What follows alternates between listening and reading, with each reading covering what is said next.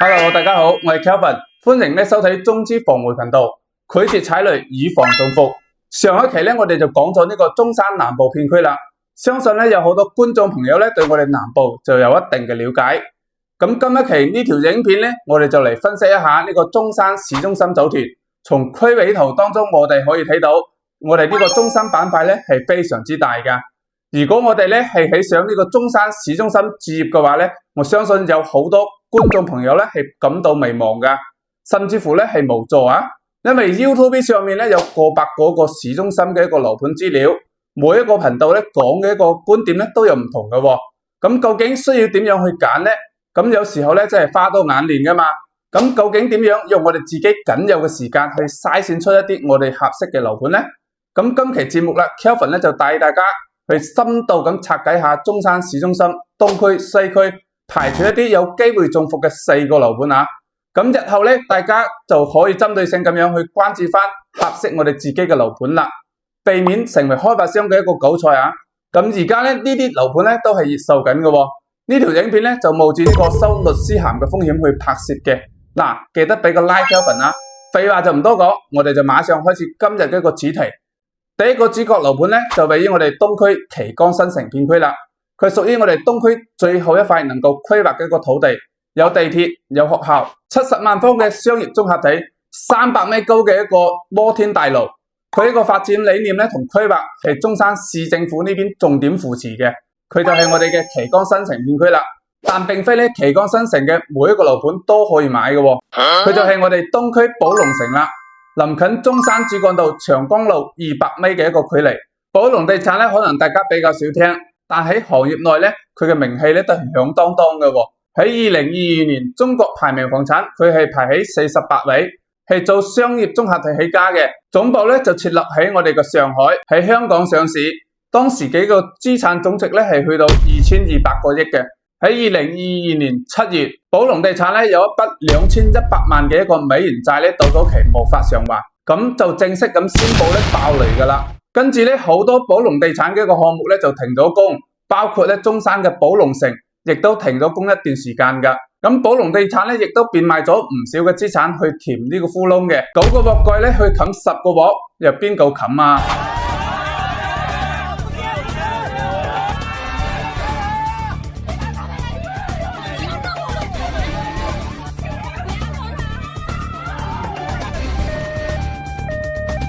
由於呢個樓盤係位於我哋東區嘅旗江新城片區，後期政府就接咗手啦。喺2024年6月份就完成咗第一批嘅保交樓，12月份就完成咗第二批。咁雖然樓係收咗啦，但係交樓嘅個質量係比之前睇樓嗰時嘅承諾交付標準係差咗好多嘅。咁開發商根本係攞啲殘次品去做交付啊。咁政府係保收樓，但係佢係唔保質量噶。咁質量方面係只能夠睇開發商嘅一個工戶上面有幾多錢就做幾多嘢啊。咁5月份仲出現咗包工圖欠薪，好多工人係攞唔到錢去售樓部去維權嘅。時至今日呢個樓盤都依然喺呢度賣緊嘅，從早期嘅2萬幾蚊一平方賣到而家嘅12000-13000蚊一平方都有交易啊。咁仲係帶埋裝修嘅喎。咁觀眾朋友真係唔知道寶龍地產已經係破咗產嘅啦。甚至乎有啲觀眾朋友係未聽過呢個地產商嘅，見到東區樓樓下又有地鐵有商業，俾慫恿之下就落咗訂啊！咁呢個時候以為自己執到筍嘢，咁當時就笑得幾開心，日後就收樓嘅時候就喊得幾大聲啊！呢類型嘅政府保交樓項目 ，Kelvin 就一直都唔建議大家去購買嘅。入得保交樓嘅項目證明開發商嘅工戶一定係唔夠錢噶啦。有錢就唔需要政府呢邊去保交樓啦，用有限嘅資金去兌現當初買樓嗰陣時嗰啲承諾啊，簡直就係天方夜譚。工程嘅一個質量係降低，裝修減配，公共設施又減配，延遲收樓呢個係必然嘅事啊。暫時就講住咁多先，好多嘢就唔方便講得咁明白嘅。總之大家去睇樓嗰陣時就一定要避開呢一種破咗產嘅開發商一啲低價產品啊。咁我哋繼續睇翻第二個韭菜樓盤。如果大家有睇中山市區嘅一個樓盤廣告，應該都知道東區最近係出咗一個會呼吸嘅樓盤啊。外地人睇完之後就流晒口水，本地人睇完之後定晒肚啊。佢就係我哋嘅朗詩金鐘湖1號啦。號稱咧全中山唯一一個唔需要開空調嘅樓盤喎。室內咧一年咧就四季如春，可以恒溫恒陽。買樓就贈送呢一套黑科技啊！常年嘅一個室內溫度咧可以保持喺20度至26度之間嘅。入住咧就即刻告別廣東濕啊，可以同回南天咧講拜拜啊！呢一套全新嘅一個置換式嘅一個新風系統，下排上送，最快1個鐘頭咧就置換一次全屋嘅空氣，而且除霧除霾嘅一個過濾效果咧達到90%以上嘅，完全咧就唔需要開窗嘅。你嘅室內都可以充滿呢個負離子啊！簡單啲理解咧，就好似我哋嘅汽車嘅外循環啦，將室外嘅一個空氣咧過濾完之後咧，就進入咗呢個室內嘅。但係咧，老實講句啊，呢個樓盤咧隔籬就係我哋嘅中山綠配金鐘水庫，如果唔開窗，會唔會有啲嘥咧？至於點解會贈送呢一套黑科技俾到你咧？原來咧係內有乾坤嘅，隔籬咧嘅金鐘水庫水面面積去到40公頃。晚上咧翻到屋企打開燈，會飛嘅一個水蟻同埋飛蛾排住隊入你屋企啊！咁呢個時候咧，呢套黑科技咧就尤其重要噶啦，幫你擋晒所有嘅蚊蟲，又唔會浪費你室內嘅一個負離子。呢個時候咧，你係咪覺得開發商係好貼心咧？咁梗係唔止咁多啦！項目周邊咧700米就係我哋嘅博愛婦幼醫院，1.4公里咧就係我哋中山嘅殯儀館同埋火葬場啊！人生嘅旅途開始同埋終點咧都喺晒度，一條龍服務喺晒周邊。你開窗怕唔怕會有燒烤味入到嚟呢？同埋門口100米就係我哋嘅中開高速同埋南外環，唔好話開晒門窗啦，就算你開條罅啊，都有可能咧會嘈到你拆晒天嘅。總言之，住喺呢度咧，你唔開窗就乜事都冇，你一打開窗就乜都有可能發生吓。周邊嘅一個不利因素咧，實在係太多太多。就算你藝高人膽大，能夠接上以上嘅種種一個缺點，但係而家講緊嘅係已經唔係樓盤嘅一個硬傷問題啦。喺2024年嘅4月份，朗詩咧就官方發布內部消息，公司咧面臨呢個流動資金嘅壓力。朗詩地產咧需贖回咧至少30%嘅本金，連同埋應付嘅利息，總額咧大約係去到3000萬嘅美金。但係咧朗詩地產已經係冇辦法支付噶啦。了解過朗詩嘅都知道。朗詩地產咧主要擅長係呢個綠色科技建築，自己亦都研發咗一套呢個室內嘅一個黑科技系統，可以制定呢個室內一個濕度同埋溫度。喺北方咧，朗詩嘅項目係賣得非常之好噶，因為北方嘅一個地區寒冷啦，呢一套黑科技系統咧係非常之有用嘅，可以保持呢個室內一個溫度，而且除霧除霾。喺南方嘅一個地區嚟講，呢套黑科技咧，我就覺得真係多鳩兒啊！因為南方咧追求嘅一個係南北對流啊，通風採光好。你要一個南方人咧唔開窗坐喺屋企啊，我覺得咧就真係冇幾多人做得到咯。但有一樣嘢好關鍵，如果朗詩地產破咗產，現在而家為呢套黑科技買單嘅一個所有買家，日後又點算呢？日後呢套黑科技一個保養同維修又揾邊個去做呢？如果呢個問題咧未得到解決，日後嘅一個朗詩嘅一個樓盤啊，會隨着呢個朗詩地產嘅破產而大幅打折嘅。首推開盤嘅時候賣緊咧係18000到2萬蚊一平方嘅，時隔幾個月啦，呢套黑科技咧係掩蓋唔到佢項目周邊嘅一個不利因素之後咧，而家咧就賣到13000蚊一平方起步。早期嗰啲買家咧1年唔到嘅時間啊，就唔見咗幾10萬啊。東區佬你賣13000蚊一平方就肯定有噱頭啦。項目周邊嘅不利因素咧，實在係太多啦。Kelvin 咧就唔推薦你買呢個項目嘅，13000蚊一平方呢個價錢咧，實在係有太多嘅一個選擇啦。如果你都諗緊喺中山買樓，又唔知道買邊度嘅，隨時可以 call 我吓，我會幫你去分析一下嘅。咁繼續咧睇翻我哋第3個韭菜樓盤，佢黐咗呢個旗江新城嘅光，最貴嘅時候咧，第一期開盤賣價咧去到15000蚊一平方噶。咁而家實樓品賣緊第3期，6字頭都有交易啊，仲平過樓梯樓，樓都未收，早期嗰啲業主咧已經蝕咗架 Benz 噶啦。咁我哋睇下呢個港好目前賣緊最大嘅一個樓盤啊，咁佢就係我哋嘅海倫堡寶悦府啦。咁究竟有啲咩不利因素令到呢個樓盤係跌幅係超過60%嘅，成為插水冠軍？該項目咧係位於我哋嘅港好鎮三角快線旁啊，總面積咧佔地係去到10萬平方米嘅。總規劃26棟住宅，總戶數咧就去到2600幾戶嘅，其實咧就大型社區啦，但係佢嘅缺點咧實在係太多啦。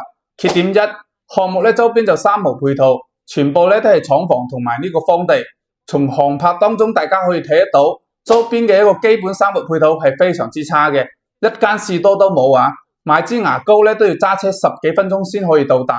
缺點二，門口咧就係三角快線，中山最多一個貨車嘅一條快線啊，全部都大貨車日日夜夜穿插，住喺入面咧真係可以炸到你耳都鳴噶。咁缺點三啦，咁啊200米咧就係我哋一個中山第二人民醫院，中山嘅一個朋友都知道啊，呢個醫院咧係皮膚科同傳染病嘅一個醫院嚟嘅。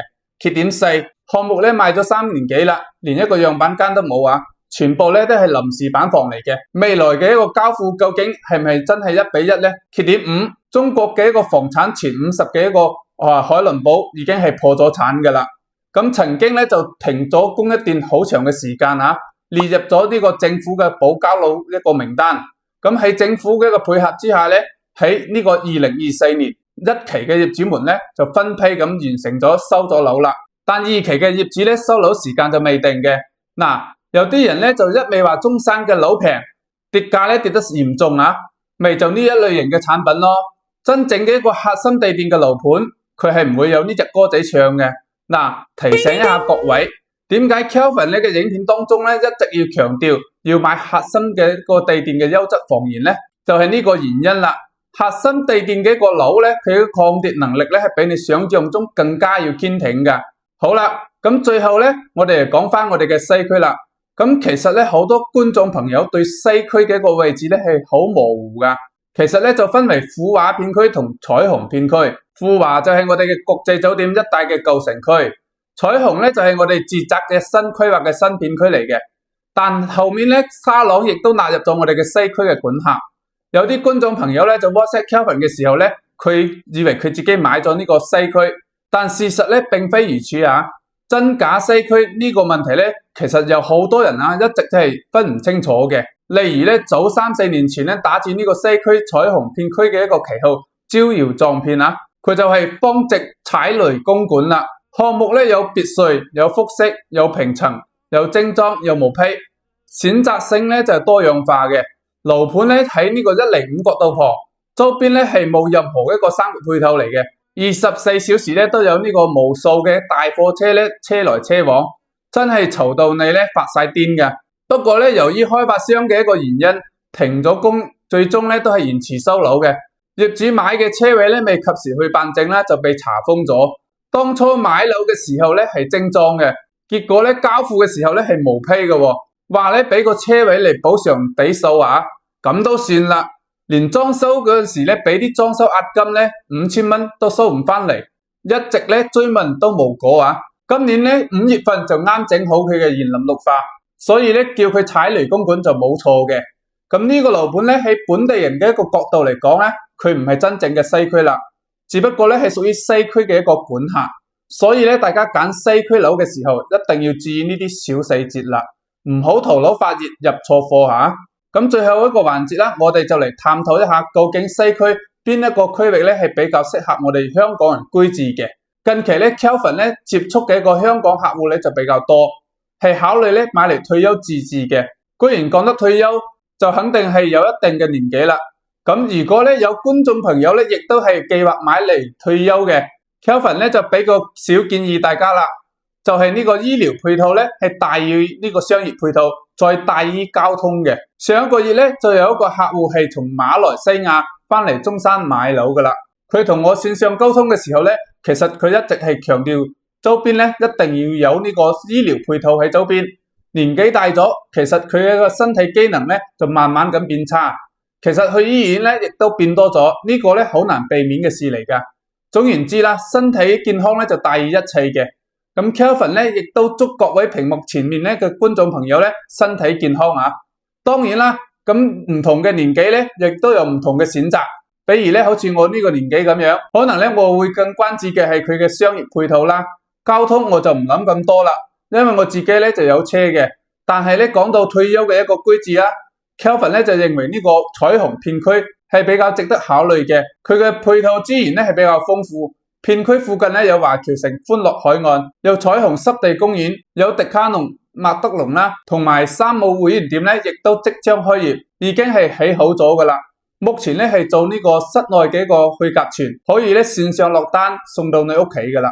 喺呢個區咧揀翻一啲優質少少嘅樓盤，一般都唔會錯噶。而且嚟講，片區內咧係比較多嘅一個公務員同醫生居住嘅，隔離鄰舍咧嘅質素咧係亦都比較高噶。咁居住落嚟咧係完全冇問題嘅。周邊嘅一個醫療配套、商業配套同埋返香港嘅一個跨境巴士路線咧，亦都係比較完善嘅。影片咧最後咧，我亦都提一提各位啊，最近有一個樓盤咧火熱銷售中嘅，好多 agent 咧都喺度推緊，打至呢個西區嘅一個旗號咧賣緊6500蚊一平方，總價咧60零萬起咧就可以上車呢個88方嘅3房啦。嗱，大家咧就唔好俾呢類型嘅廣告咧迷惑咗。實際上咧，佢係屬於講好嘅一個地塊，並非係西區啊。只不過咧係同西區嘅一個沙朗片區係一路之隔。不過呢個價錢咧，亦都係唔過分嘅喎，60零萬起就可以買3房啦。而且嚟講車程咧6分鐘就可以享受到西區嘅一個配套。嗱，各位觀眾朋友咧，如果預算唔夠嘅話，不妨可以去睇一睇嘅。如果你近期咧有計劃咧喺大灣區置業，唔知咧揀邊個區，又唔知道咧有咩樓盤合適自己嘅，隨時咧可以打電話同我傾一傾嘅，或者咧 WhatsApp 我都得。上面咧有我嘅聯繫方式啊。如果我嘅影片咧對你係有幫助嘅，可以訂閱翻我嘅頻道，又或者咧喺評論區打支持2個字。如果大家都支持嘅話咧，下一期 Kelvin 咧會更新更多買樓嘅一個悖論指南咧俾大家。我哋下期見，拜拜。